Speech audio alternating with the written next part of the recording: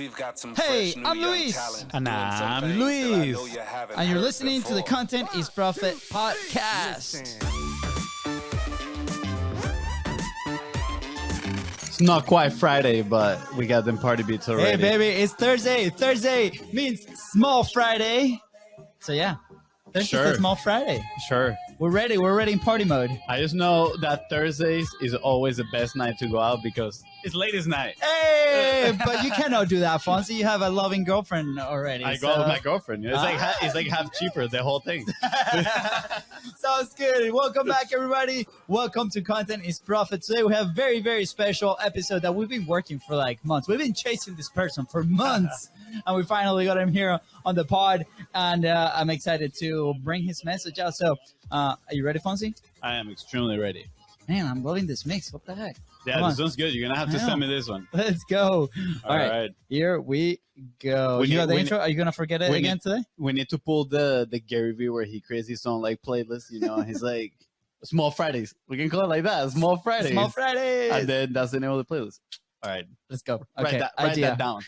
Okay, here we go. We've got some Hey, fresh I'm new Luis. young And talent this is doing Luis. some things And that welcome I to know the you haven't Content heard is Profit before. podcast. In here, you're going to get the insights, accountability, and drive to create consistently and increase revenue. You'll hear from top entrepreneurs, creators, and anything and everything you need to know about content, all this while having a good time. The goal of this podcast is simple: entertain, educate, and turn your content into profit. Let's go. Welcome back, guys. Again, if you are enjoying these episodes, go ahead and follow the show. Subscribe, follow, download all the episodes. Huge shout out to everybody that has been coming into the podcast. The podcast has tripled from Let's last go. month. So thank you so much. We love you. Yeah, I think we have a very special topic today coming in that is gonna kind of like back up that triple growth. You know, we had heard a little bit of that teaser: 1 + 1 = 3. We're gonna be talking all about that. But guys, if today's episode helped you move one step closer towards your goal, please don't forget to share this episode with somebody you love or somebody that might need to hear this message today. That's And right. don't forget to leave a 5-star review. Thank you. That's right. So you are in for a treat today. Today we have the podcast royalty in the show. We made him a podcast movement where his knowledge and alluring English accent caught our attention. He's currently building Workweek's podcast network while hosting his own podcast, Subject Matter, in which he gives creators education and inspiration so they can build, grow, and monetize their own audiences. Not to mention, he just hit #1 in the marketing charts in the UK with one of his podcasts. Impressive. Let's go. But most people might know him for his rap skills on the dance floor or because he might be the next Spider-Man. Tom Holland, watch out. That is right. Please welcome the real English Spider-Man, none of that Tom Holland thing, the podcaster himself, Ben Bradbury. What is up, Ben? Guys, that might be one of the best intros I've ever heard. You did your homework. Oh my God. You know, something that you develop after like 340 podcast episodes is how to stalk people on Instagram, you know? Professional level stalkers. Well, guys, I'm honored to be here. This is going to be a lot of fun. Yeah, Absolutely. absolutely. Ben, the first thing I want to ask you is like, how do you develop that accent, man? Like we've tried for so long and we just come out Hispanic. I got to tell you, dude, some of these things you're just born with. And I hate to say it, but I'm very, very lucky to have a lovely lady in my life, otherwise known as my mum, who has an amazing accent. Sounds as British as they come. And she's trained me in everything I know. So learning from the best.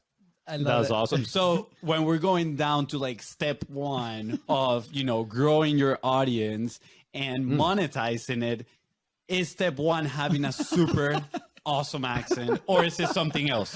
Yeah, because Yeah, we well, can stop if that's it. Yeah, I mean, that's the thing at Workweek. We only work with creators that have a really sultry British accent. No, I'm kidding. Just make sure, I mean, for me, I started out my podcast as just an experiment back in November 2018. And I did, I think, 2 or 3 episodes, and it was with my best friend at the time. And he just gave me some feedback saying, like, you sound really good on the mic. Like, this, I think, is kind of made for you. And I think as a creator, you need to know what your unique strengths are Some creators are really well suited to written content. Some creators are really well suited to video if you have a persona that just lights up the camera. And some are suited to voice, and being able to match your skill to the medium, I think, is one of those first steps for success. How do people match their skill to the medium? Like, do you guys have a process, right? We've shared our story in the past, and we found that podcasting in this medium is probably comes easier than others, right? And we've tried many others, but like, do you guys have a process for that, or do you have a process for that? What do you recommend people do? Yeah, I think part of it is being able to know yourself and what you prefer. So, for example, one of our creators, Nick Van Ostol, he has a newsletter called Keep Cool. It's all about climate tech, and it's very well researched. And what Nick's superpower is, in my opinion, is being able to connect all these different sources and help you see a perspective in climate tech that you hadn't seen before. Now, in my opinion, the best way to do that is in a really thoughtful, well-researched essay. And so for Nick, understanding what his unique strength is as a creator, it then became very obvious that the newsletters are matched for that. I'll give you another example. Just before this call, I was talking to Nicole Casperson from What the FinTech. And Nicole, her flagship event, FinTech is Femme, what's different about that in the FinTech industry is that rather than there being a load of guys basically in the room, it's 92% female was the attendance for her last event. And that's just completely almost unheard of in FinTech. And so for her, like her a Thursday magic, ladies night. Yep. casual night for FONZI. Casual Thursday. Yep. and so for her, like, her magic is being able to bring those people together and share those stories. And so it's very obvious for me that she needs a platform to become a voice of authority. So I think part of it is knowing your strengths, and then part of it is knowing the goals of the kind of media company that you're looking to build as well. Yeah, that's pretty good. Ben, let's back up here a little bit, like 2 steps. I'm pretty curious on how did you start subject matter? You say you started at first with like your best friend in the podcasting world, but what led you to, I guess, go into the B2B world? Because I feel that's who you mainly work with, right? You help B2B people in the B2B space to build, grow, and monetize their podcast. And I'm curious, how did you get into that space? Yeah, for sure. So it's kind of 2 separate stories that ended up converging. Subject matter really started as I think a lot of the best things do, just as a friendly experiment, just saying, hey, let's do a season of this podcast. Let's see how it goes. It was a very simple premise. I would tell the storyteller. I would tell the stories rather. I love being the storyteller. And then my best friend, Tom, would be the devil's advocate. He loves ripping them apart. And so the promise, I love thinking about podcasts as promises. The promise that we would give our listeners was, we would give you a new way of thinking about an idea that perhaps you already knew. So we would pose a question like, do you get further ahead in life by saying yes or saying no? Is it better to seek out a mentor or to become one yourself for the next generation? And there's no right answer. We were just trying to get the listeners to think. Yeah. Now, at the same time, I was building out my services as a freelancer, as a ghostwriter, and I was working with founders and CEOs on LinkedIn. And I think what was kind of happening in 2017, 2018 is people were really starting to turn on to this idea of a personal brand in B2B. So for me, I think this comes down to a very simple equation. You can turn your reputation into revenue and retention. And that means by sharing your own expertise, building yourself up as an industry expert and being recognized as that, you can have customers who want to work with you and employees who want to work for you because they care about your mission. And so I've always felt like B2B is a more natural fit for that because you can be way more specialized. So if you're competing with consumers, if I take like a Mr. Beast, for example, he is obviously world-class at what he does as a creator. He has to compete with such a broad array of attention. Whereas in B2B, like one of our creators, Blake Madden, he writes for hospital executives. I hate to break it to you fellas, there ain't that many hospital executive creators out in the world. It's like an incredibly defined niche. And so that's what I like about B2B is that I can work with this talent and help them tease out their very specific message, build a reputation, and then leverage that for results. And so that kind of started with the ghostwriting agency and then has become kind of, I would say, amplified when I started working with Workweek earlier this year. That's so cool. most creators, right, that at least the people that we've interacted with, whether it's in our community or different things, have a really hard time picking up a niche, including us when we first started, right? We did anything and everything. We actually had a really hard time trying to pick on the service side, right? With what thing we were doing 3 years ago.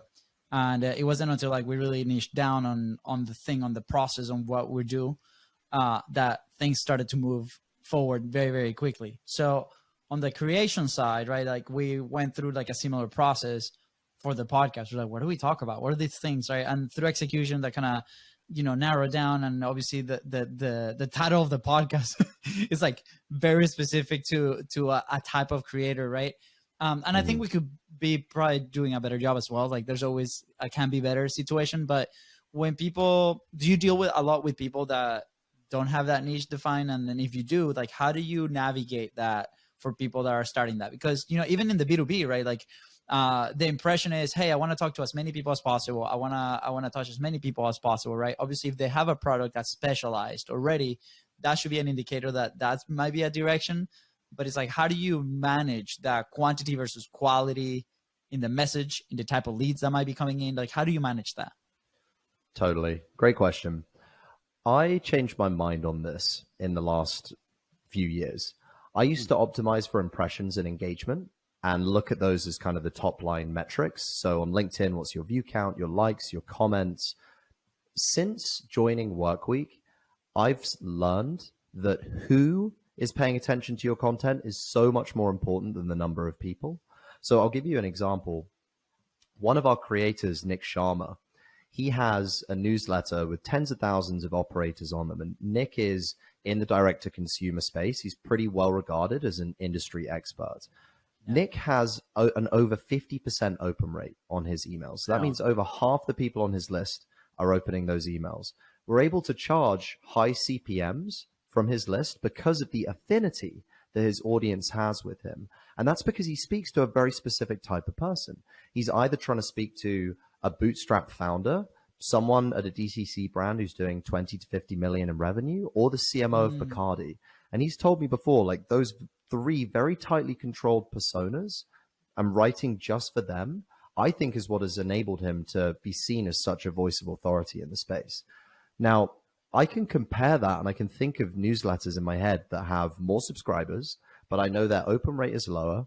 I know they charge less CPMs. I know that people have less affinity. And so I would really encourage someone who is thinking about building up this audience is to look for signals from the smartest person in the room. So for me, when I'm creating content with subject matter, there's a few personas that I'm going for. I'm going for the bootstrap creator who's looking to do more with their content and build better infrastructure. I'm also going for the business owner or agency owner who's at 7 figures, who wants to get to 8 figures. But the person who I really most want to target, and if he listens to this podcast, I'm calling out directly, is a guy called Kevin Ryan. Kevin Ryan is the brain behind MongoDB, the database tool, Gilt Group, Business Insider. He's a serial entrepreneur that's hired over 10,000 people. And if I can get through to Kevin Ryan on the importance of having creators embedded into your media strategy, the potential influence for that is huge.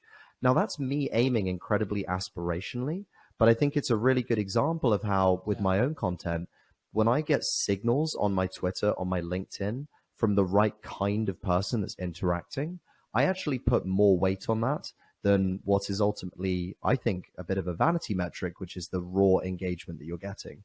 Engagement always has to be put through a filter of signal in order to see how useful it is.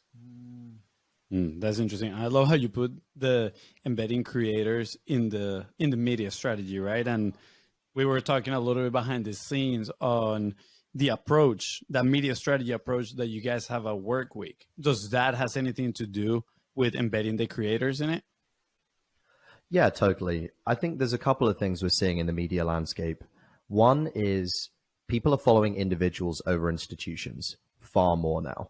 You used to, 100 years ago, you would trust a government. If in the UK in World War I, if Lord Kitchener on the poster says, I need you to sign up, I would go and sign up and I'd be part of the army. There you go. 50 years ago, we trust companies. And then you'd end up with this wave of professionals who would spend 30, 40 years at a company, get their Rolex watch, and then go and retire. Now, because of things like the Cambridge Analytica scandal with Facebook and the Trump administration, trust in companies is at an all-time low. And now we don't trust the content marketing pros who say they're a company. We trust the BIZBROS. We trust content as profit because they're people that we can connect to and a personality we can get behind. And at Workweek, we very much believe that as well. And what we're doing is partnering with talent, with creators, and betting that the subject matter expertise they have, they're the people who know their industries. By partnering with a team of operators like me, who can help them on things like content production, strategy, coaching, organic marketing, paid marketing, that we can be greater together than the sum of our parts. And so I would sum this up as a simple idea: 1 + 1 = 3 at Workweek. The creators we work with partner with operators allows us to capture exponential value. And that's what I would call a 10x creator. So in engineering, there's this idea of the 10x engineer, where one engineer can be more valuable than 10 engineers or more combined. Same thing with creators. One creator can be more valuable than 10 or 100 creators, provided they have the right team to support them and the right strategic oversight that can help them build the business that they've always dreamed of. Yeah. This resonates a lot. We have this concept called the publishing pyramid, right? And at the bottom, the very basic foundation is great messaging, right? And we're talking a little bit about that, right? That niche, that persona that you're talking to. And the next step on that is capacity, right? And I feel like creators, they need that capacity to thrive, to be able to create good content. And sometimes when you put all this, let's say, operational task or the technical tasks, you are taking away some of that capacity to create incredible content. So I love that 1 + 1 = 3, because you're pretty much giving that capacity back to the creators so they can focus on doing what they do best, which is create that quality content that is going to be attracting the people in that industry. Yeah. We there's two examples, right? I want to share. Like one, we recently worked with a company that part of their content strategy was on the same lines, along the same lines, right? And it was organic rodent repellent type of deal. And all the content that they were publishing on short form, whether that was like TikTok or the Reels, is pretty interesting to see. There's like all these different personalities that align with their customer avatar, but at the same time, they're sharing these stories and they're sharing these skits and these things. And it was like a very organic way to do it. Full disclosure, we did not execute on this strategy. This was an external company that was doing this, but we were collaborating with a company in a different spot. And we got to experience all this. And it was really interesting to see the people coming in and trusting these individuals. It was like 3 different type of personas that were going through all this. And that was the whole thing. And they were able to, in 2 months, they double sales, right? Because that was the one thing that they were able to do. And it was super interesting to see that. And then just recently, last week, I was sharing with you off camera that we went to Boise, right? And it was the first time that me, the wife, and the kiddos, and Uncle FONZI, and the family flew on an airplane. And it was hilarious because... Oh, no, it wasn't our first time on an airplane. It was with the kids, with a 3-year-old and a 6-month-old, right? And we swam our way to the United States. We swam our way, yeah. Paddle, baby, paddle. But it was pretty interesting because 2 weeks before that, we started getting all these Amazon packages, right? And I'm like, Kitty, what's going on? And it's all these baby products that are optimized for airplane, right? It's like this like snacker that you hit in the thing, and the little tray for the thing, and this inflatable that becomes a bed for the kid, right? And I'm like, where are you getting all of this? And it was all based on creators, on short form, and these reviews and things and content that's being produced at this massive scale. And she's like, yeah, I've been getting all these ideas off of, Reels and TikToks. And legit, like the whole backpack, it was like full with these gadgets, and they worked. I mean, it did work. I mean, she could have become an influencer right there. I'm not a creator on this. So those 2 experiences, make me think, okay, people are consuming content in a very different way than 2-3 years ago, right? Consumers are trusting these people that are putting this content out there. They're in touch with the day-to-day of these people, at least the perceived reality, right? At least, like, we don't really know, like, on the back end, like, if that's actually true or not. But coming from a marketing mind, right, we're like, is that actually like how they live their lives? Yeah, I don't know. Maybe, I don't know. You have more relationships with your creators, right? Maybe yours are different, but but that connection is so strong to the point that people pay money for whatever product or whatever they're referring or whatever that. So how do you see that relationship? How can a company right now, they're thinking, they're like, yeah, perfect. I need to invest in creators, right? Do I bring that in-house? Do I hire somebody that comes in? Like how does that link, right? How do people then move to a type of a strategy like that? Is there a certain company that needs to do this, or can everybody do it?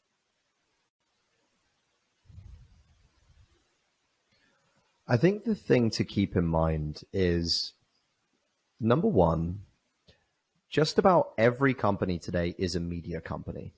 And you're a media company if you care about public perception.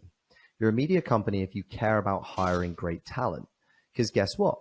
One of the best ways to hire great talent is to show the great work that you do as a company and have people buy into that ethos. And so being able to share what you're working on, whether that is a high-level mission or the nuts and bolts of you executing a strategy or a campaign, I think is an incredibly important piece for any company.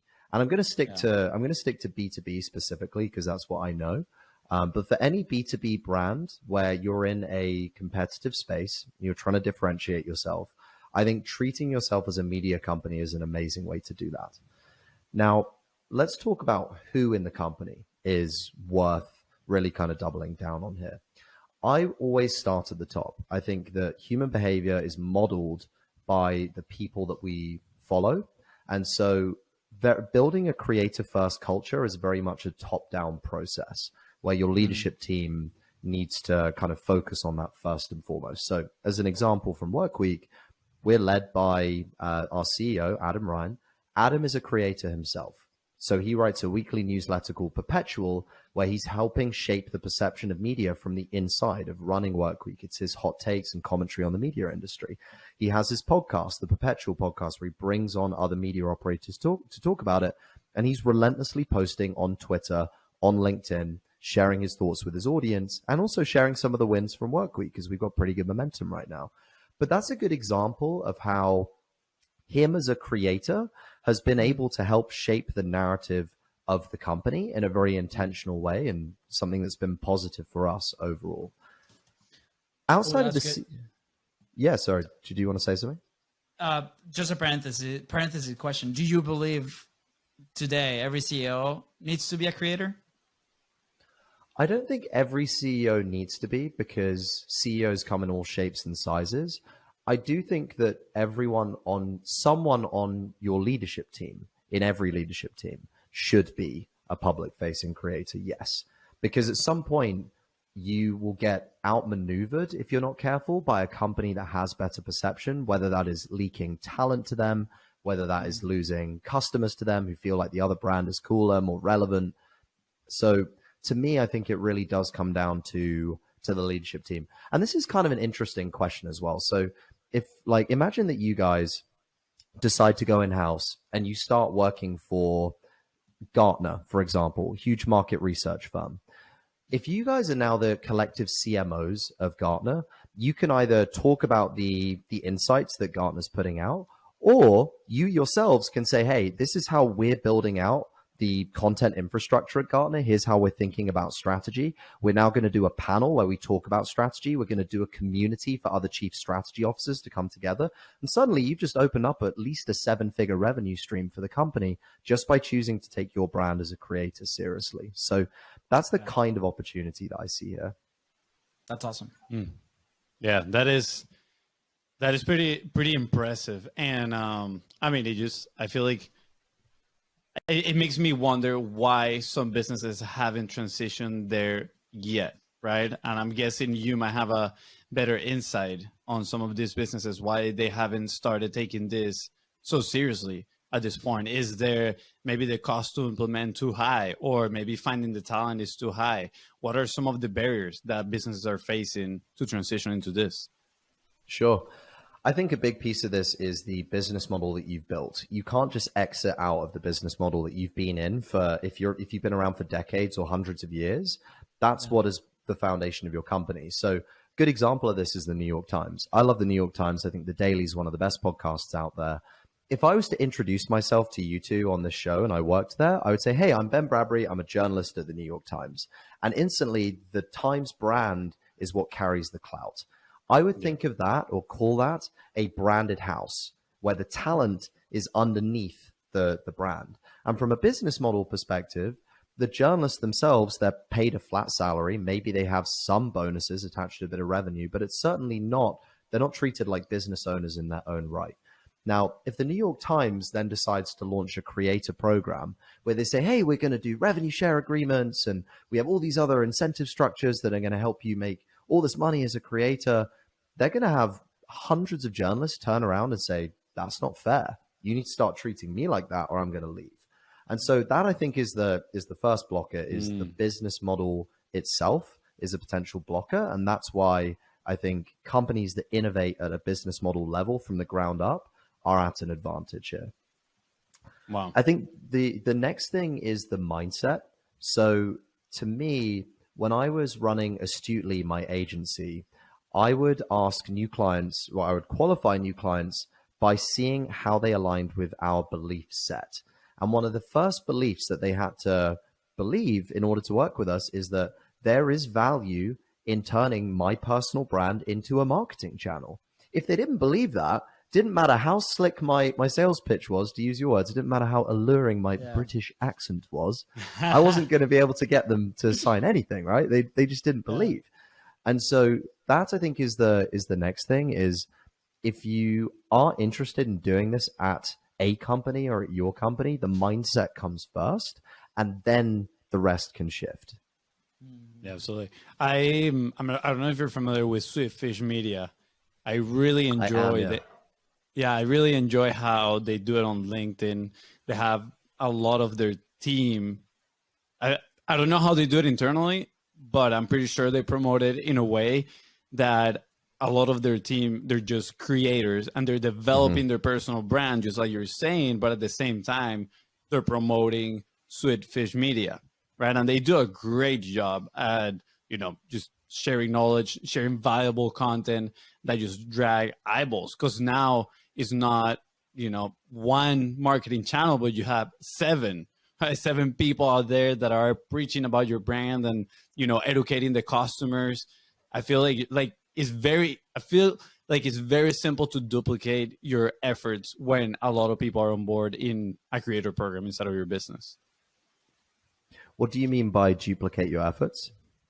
I mean, let's say I was the only one that was creating content and all of a sudden my brother started doing so, right? And we're both in our personal brands, but we're just marketing for BIZBROS, right? I mean, obviously, this is a quote unquote, it's not technically straight database, you're duplicating your marketing efforts, but now you have two people sharing your message, right? Two people out there trying to gather some of your audience.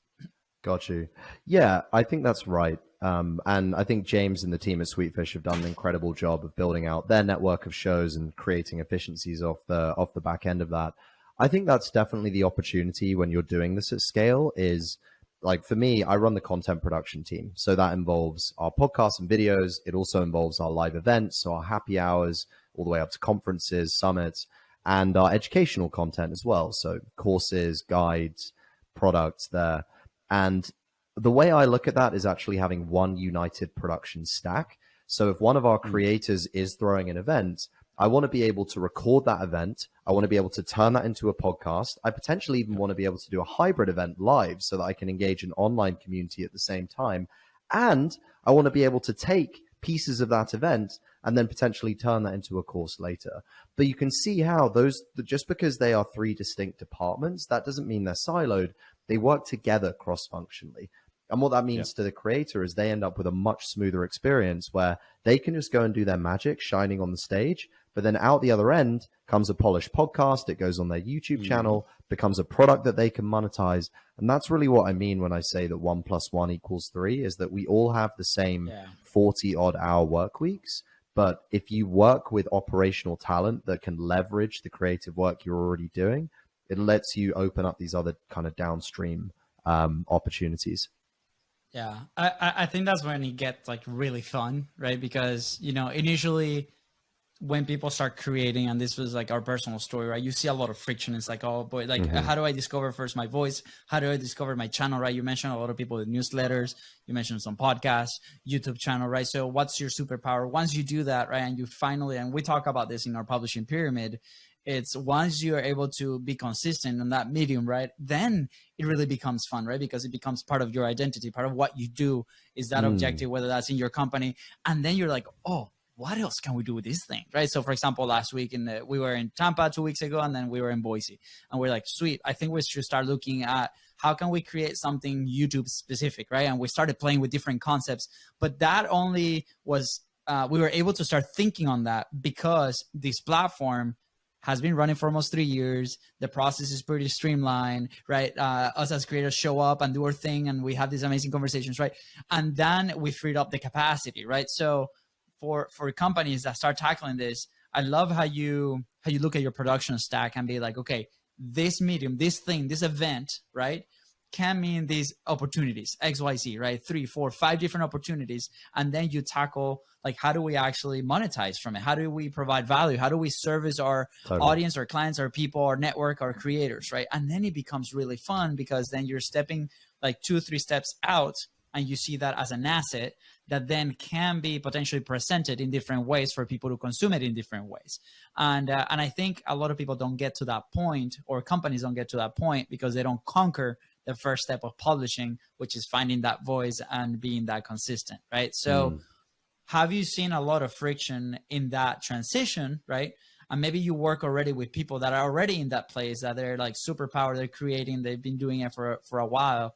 And then you get to play on this afterworld of possibility that can be overwhelming at a point. But like, how do people can manage that if they feel like they're at that point where like, oh, okay, I'm consistent. Now it's time to see my production stack in a different way. Totally. So I'll tell you what I get out of bed for in the morning. The reason I get out of bed and why I'm having so much fun working at the moment is because I get to work with a pool of talent, figure out what their strengths are, and then, coming to your question, figure out what is the content ecosystem that best reflects that strength, and what is the repurposing process that we're going to use to follow that. So in your example, if someone has already got that consistency, the first thing I would do is look at or vet their existing ecosystem. Are you a podcaster? Is that your primary channel? Are you a newsletter creator? Because we have creators here where the newsletter is their bread and butter, and then they will reshare or rediscuss those ideas on the podcast. I also have creators where they will come up with their original ideas on the podcast and then develop them in the newsletter. So there's no right or wrong answer here, but you're starting to kind of see how someone's unique strength affects your production stack.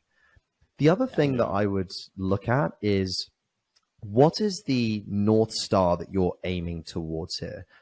If I talk to a creator, I want us both to be amped about where you're going. For some of them, one of my friends, for example, Danny Miranda, his 10-year goal is to sell out Madison Square Garden Theater and do a live podcast there. And so he's getting a ton of podcast reps right now. Yeah, that would be awesome. Another creator, his goal is to throw a full-blown conference, and we're throwing our first marketing conference later in 2023. And that's going to be epic. And that's like a North Star that we can shoot for at the same time. But having that end result then lets me get strategic about what I'm doing now that builds up to that. So for example, if I just let's stick with the conference idea. In order to dominate a marketing conference, you need content that is going to crush. In order to get content, you need to understand what your theme is going to be. And so to get that theme, you need to test that content. You need reps. And so in Q1 and Q2, we're testing these different content ideas and different products. We're going to see what sticks because we don't have all the answers. We have to learn from the audience. And then when we've got that feedback, we can package that into a virtual event where we test the keynotes. And then once we've done the virtual event, depending on that feedback, then we can productize that into a further keynote. And so that's kind of how I would look at it, is to do an assessment in the present of what does my ecosystem look like? Where am I strongest? And how does that lend itself to repurposing? And then where do I want to get to in the future? And how can I reverse engineer my content so that I'm going to be able to accomplish that goal next year or the year after? That's awesome. Yeah. But I'm very curious. The more you talk about these frameworks and about, work week, I'm like what is, I feel like I know what work week is to an extent. And I know probably there's some things here that you might not be able to share, but, and correct me if I'm wrong, is work week mostly like you guys are pretty much investing in these creators by providing the operational workforce and then partnering with other business on the outside? Can you help me here understand? Sure. And maybe how can people, because I think you guys are take applications to get creators instead of Workweek, correct? That's right. Yeah, absolutely. So Workweek is all B2B, and you can think of us like a record label for creators. So if you think of, let's say, Post Malone, for example, Post Malone's label will help market his tour, promote his album, produce his music, sell his merch, do all the things, to your point with the publishing pyramid, all the things that hold him back from publishing, from doing what he's great at, which is being a musician. We take a lot of inspiration from a record label and say, well, these labels have helped musicians. What if we did something similar to creators? What if we took all of the stuff off a creator's plate that they didn't want to do and freed up their time to do what they were best at and what they enjoy most, which is creating killer content in their niche? And so that's how Workweek is set up. We partner with B2B creators. We have creators in media, marketing, fintech, franchises, venture capital, a really broad array of niches. And we're definitely open to other niches. So if you work in a niche that I haven't said, I'm also happy to discuss that.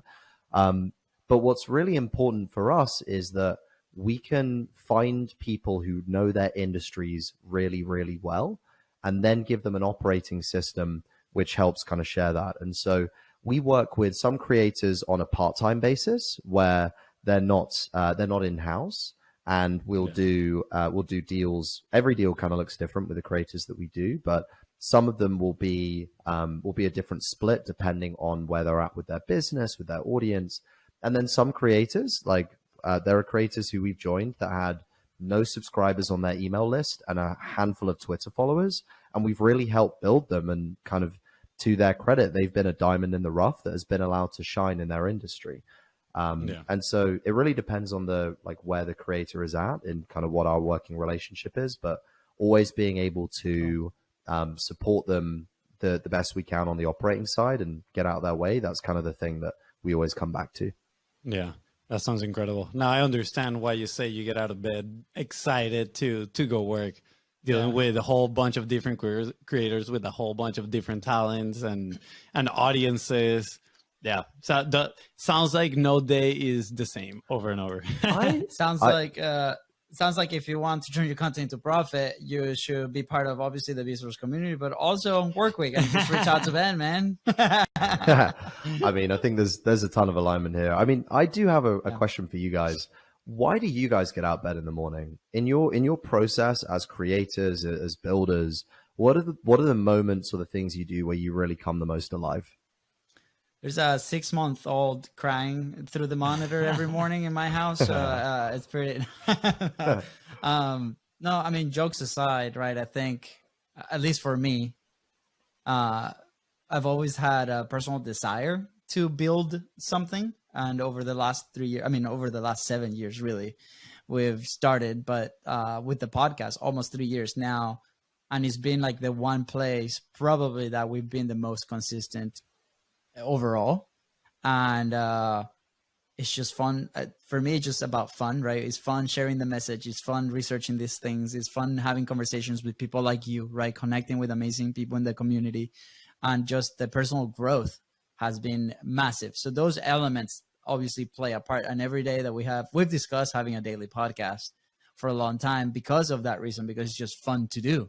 People are like, what? Like, a lot of people, I feel like they see it maybe as a chore, as a thing that they should do in their business, right? And this is why we're such a fan of building your own process and building your own thing. And this is at the beginning of the interview, right? We talked about your superpower and how do you create. But for us, this is our happy place. And it's, we tackle it as a game day, and it just created that good routine and good flow that has also amassed very positive results in the business side and in the personal side. And so all that combined is really exciting to me. And the fact that we're just starting up, right? In a sense, there's so much ahead of us, and that this is such a green industry and point of view, and there's so much opportunity, is really exciting to me. Yeah, mine goes feel like it aligns a lot with yours. I love working with, you know, or partners or clients. Everybody's different. Everybody has a different niche, and everybody, like you said, publish differently. And I do see it a little bit as a little puzzle, as a challenge. And like, okay, these are their objectives. How do we help them get there? And what we do is very specific. We have a very specific process on how we do things. But at the same time, right, it's like, okay, how do I accommodate certain pieces of that puzzle to help these people have the best impact that they can have?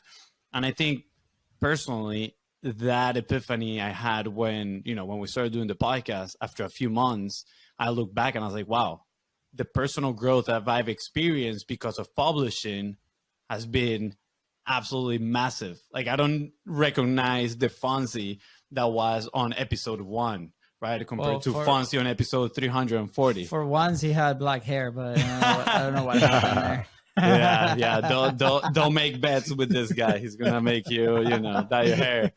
But yeah. So like seeing that growth, and then seeing the possibility of influencing others and helping others experience that growth as well through publishing is very motivating and is very exciting.